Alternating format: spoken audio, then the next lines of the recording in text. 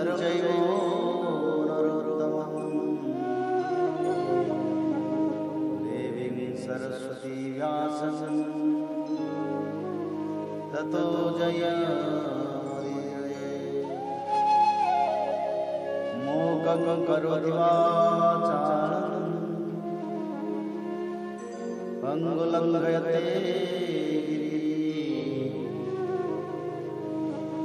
यत्कृपातमहं वन्दे परमानन्दमाधवं।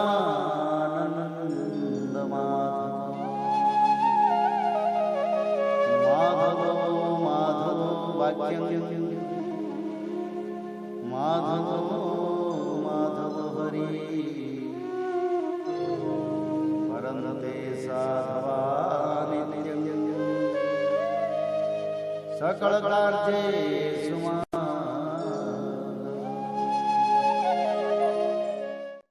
ओम नमो भगवते वासुदेवाय। अष्टम स्कंध ओ अतः द्वितीय अध्याय। ग्रह के द्वारा गजेंद्र का पकड़ा जाना। श्री सुखदेव जी ने कहा, परीक्षित, क्षीर सागर में त्रिकुट नाम का एक प्रसिद्ध सुंदर एवं श्रेष्ठ पर्वत था। वह 10,000 योजन ऊंचा था। उसकी लंबाई चौड़ाई भी चारों ओर से इतनी ही थी। उसके चांदी, लोहे और सोने के 3 शिखरों की छटा से समुद्र, दिशाएं और आकाश जगमगाते रहते थे। और भी उसके कितने ही शिखर ऐसे थे जो रत्नों और धातुओं की रंग बिरंगी छटा दिखाते हुए सब दिशाओं को प्रकाशित कर रहे थे। उनमें विविध जाति के वृक्ष, लताएं और झाड़ियां थीं। झरनों की झरझरने से वह गुंजायमान होता रहता था। सब ओर से समुद्र की लहरें आकर उस पर्वत के निचले भाग से टकराती। उस समय ऐसा जान पड़ता मानो वे पर्वतराज के पांव पखार रही हो। उस पर्वत के हरे पन्ने के पत्थरों से वहां की भूमि ऐसे सांवली हो गई थी जैसे उस पर हरी भरी डूब लग रही हो। उसकी कंदराओं में सिद्ध, चारण, गंधर्व, विद्याधर, नाग, किन्नर और अप्सराएं आदि विहार करने के लिए प्रायः बने ही रहते थे। जब उसके संगीत की ध्वनि चट्टानों से टकराकर गुफाओं में प्रतिध्वनित होने लगती थी, तब बड़े बड़े गर्वीले सिंह उसे दूसरे सिंह की ध्वनि समझकर सह न पाते और अपनी गर्जना से उसे दबा देने के लिए और जोर से गरजने लगते थे। उस पर्वत की तलहटी तरह तरह के जंगली जानवरों के झुंडों से सुशोभित रहती थी। उन अनेकों प्रकार के वृक्षों से भरे हुए देवताओं के उद्यान में सुंदर सुंदर पक्षी मधुर कंठ से चहकते रहते थे। उस पर बहुत सी नदियाँ और सरोवर भी थे। उनका जल बड़ा निर्मल था। उनके पुलिन पर माणियों की बालू चमकती रहती थी। उनमें देवांगनाएं स्नान करती थी, जिससे उनका जल अत्यंत सुगंधित हो जाता था। उसकी सुरभि लेकर भीनी भीनी वायु चलती रहती थी। पर्वतराज त्रिकुटे की तराई में भगवत प्रेमी महात्मा भगवान वरुण का एक उद्यान था। उसका नाम था ऋतुमान। उसमें देवांगनाएं क्रीड़ा करती रहती थी। उसमें सब ओर से ऐसे दिव्य वृक्ष शोभायमान थे जो फलों और फूलों से सर्वदा लदे ही रहते थे। उस उद्यान में मंदार, पारिजात, गुलाब, अशोक, चंपा, तरह तरह के आम, प्रियाल, कटहल, आमड़ा, सुपारी, नारियल, खजूर, बिजौड़ा, महुआ, साखू, तार, तमाल, असन, अर्जुन रिठा, गुलर, पाकर, बरगद, पलास, चंदन, नीम, कचनार, साल, देवदारू, दाख, ईख, केला, जामुन, बेर, रुद्राक्ष, हरे, आंवला, बेर, कैंथ, नींबू और भिलावे आदि के वृक्ष लहराते रहते थे। उस उद्यान में एक बड़ा भारी सरोवर था। उसमें सुनहले कमल खिल रहे थे और भी विविध जाति के कुमुद, उत्पल, कलहार, शतदल आदि कमलों की अनूठी छटा छिटक रही थी। मत वाले भौरे गूंज रहे थे। मनोहर पक्षी कलरव कर रहे थे। हंस, कारंडब, चक्रवाक और सारस दल के दल भरे हुए थे। पनडुब्बी पर बतख और पपीहे गूंज रहे थे। मछली और कछुओं के चलने से कमल के फूल हिल जाते थे, जिससे उनका पराग झरकर जल को सुंदर और सुगंधित बना देता था। कदम्ब, बींद, नरकुल, कदम्ब लता, बेल आदि वृक्षों से वह घिरा था। कुर्बक, कटसरैया, अशोक, सीरस, बनमल्लिका, लिसौड़ा, हरसिंगार, सोनजूही, नाग, पुन्नाग जाति, मल्लिका, शतपत्र, माधवी और मोगरा आदि सुंदर सुंदर पुष्प वृक्ष एवं तट के दूसरे वृक्षों से भी जो प्रत्येक ऋतु में हरे भरे रहते थे, वह सरोवर शोभायमान रहता था। उस पर्वत के घोर जंगल में बहुत सी हथनियों के साथ एक गजेंद्र निवास करता था। वह बड़े बड़े शक्तिशाली हाथियों का सरदार था। एक दिन वह उसी पर्वत पर अपनी हथनियों के साथ कांटे वाले कीचक, बांस, बेंत, बड़ी बड़ी झाड़ियाँ और पेड़ों को रौंदता हुआ घूम रहा था। उसकी गंध मात्र से सिंह, हाथी, बाघ, गैंडे आदि हिंस जंतु, नाग तथा काले घोड़े, सरफ और चमड़ी गाय आदि डरकर भाग जाया करते थे। और उसकी कृपा से भेड़िए, सुअर, भैंसे, रींछ, शल्य, लंगूर तथा कुत्ते, बंदर, हरिण और खरगोश आदि क्षुद्र जीव सब कहीं निर्भय विचरते रहते थे। उसके पीछे पीछे हाथियों के छोटे छोटे बच्चे दौड़ रहे थे।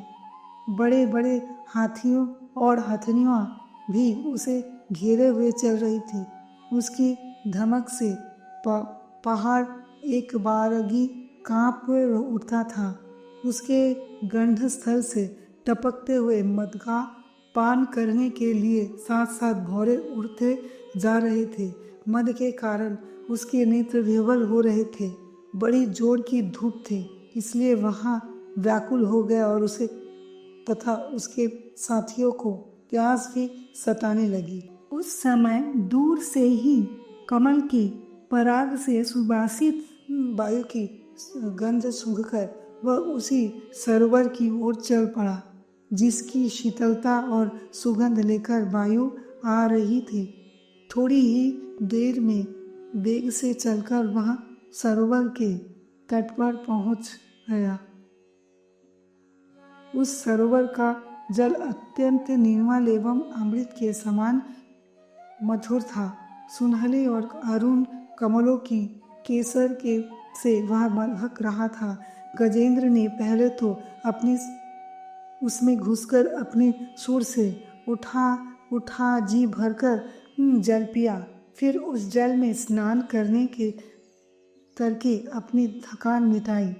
गजेंद्र गृहस्थ पुरुषों की भांति मोहग्रस्त होकर अपनी सूंड से जल की फुहारें छोड़ छोड़कर साथी की हथनियों और बच्चों को नहलाने लगा तथा उनके मुंह से सुर डालकर जल पिलाने लगा।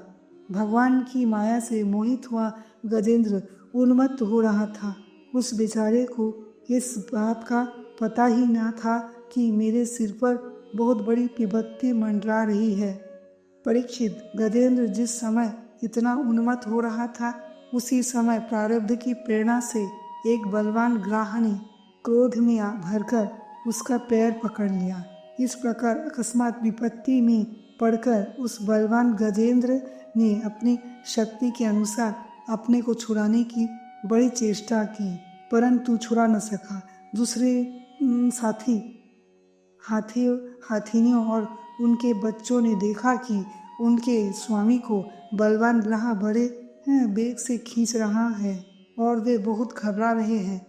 उन्हें बड़ा दुख हुआ। वे बड़ी विकलता से चिंघाड़ने लगे।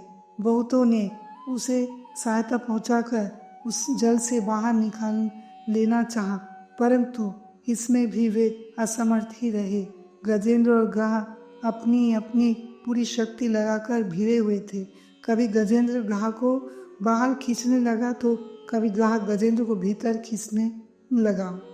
परीक्षित, इस प्रकार उनको लड़ते लड़ते 1000 वर्ष बीत गए और दोनों ही जीते रहे। यह घटना देखकर देवता भी आश्चर्यचकित हो गए। अंत में बहुत दिनों तक बार बार जल में खींचे जाने से गजेंद्र का शरीर शिथिल पड़ गया। न तो उसके शरीर में बल रह गया और न मन में उत्साह, शक्ति भी क्षीण हो गई। इधर ग्रह तो जलचर ही ठहरा, इसलिए उसकी शक्ति क्षीण होने के स्थान पर बढ़ गई। वह बड़े उत्साह से और भी बल लगाकर गजेंद्र को खींचने लगा। इस प्रकार देहाभिमानी गजेंद्र अकस्मात प्राण संकट में पड़ गया और अपने को छुड़ाने में सर्वथा असमर्थ हो गया। बहुत देर तक उसने अपनी छुटकारे के उपाय पर विचार किया। अंत में वह इस निश्चय पर पहुंचा, यह ग्रह विधाता की फांसी ही है। इसमें फंसकर मैं आतुर हो रहा हूँ। जब मुझे मेरे बराबर के युवती भी इस विपत्ति से न उबार सकी, तब ये बेचारी हथेलियाँ तो छुड़ा ही कैसे सकती हैं। इसलिए अब मैं संपूर्ण विश्व के एकमात्र आश्रय भगवान की ही शरण लेता हूँ। काल बड़ा बली है, यह सांप के समान बड़े प्रचंड वेग से सबको निगल जाने के लिए दौड़ता ही रहता है।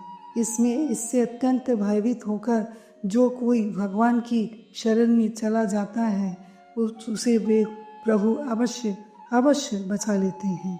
उनके भय से भीत होकर मृत्यु भी अपना काम ठीक पूरा करता है। वही प्रभु सबके आश्रय है, मैं उन्हीं की शरण ग्रहण करता हूँ।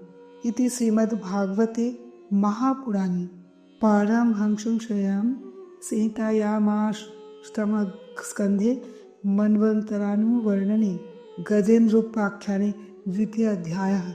हरि ओम तत्सत्, हरि ओम तत्सत्, हरि ओम तत्सत्।